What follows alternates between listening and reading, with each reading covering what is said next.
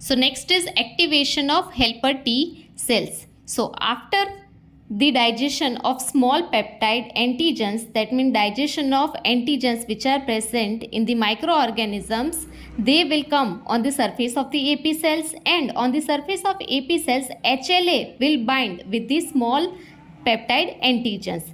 HLA is present in the MHC. What is MHC? That is major histocompatibility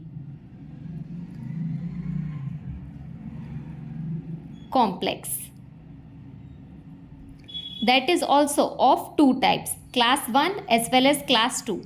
Class 1 is known as endogenous antigen and class 2 is known as exogenous antigen. So endogenous antigens, that means MHC class 1 is responsible for the presentation of antigens which are present intracellularly. That is why it is known as endogenous antigens. On the other hand, MHC class 2 is responsible for the presentation of exogenous antigens. That means it is responsible for the presentation of foreign antigens which come from the outside. So after formation of complex of small peptide antigen on the surface of AP cells with HLA that is present in the MHC, it is going to represent towards the T cells, that is especially helper T cells. After that, the receptors which are present on the T cells will identify or recognize the antigen which is present on the surface of AP cells.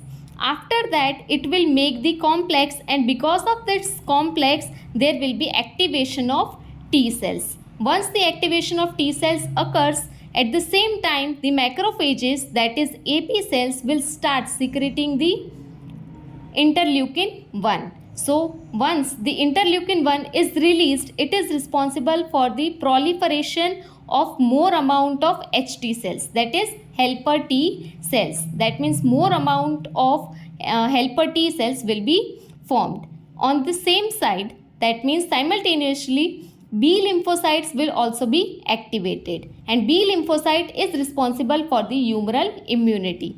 That means after activation of B lymphocytes, there will be formation of antibodies, and antibodies are responsible for the destruction of microorganisms.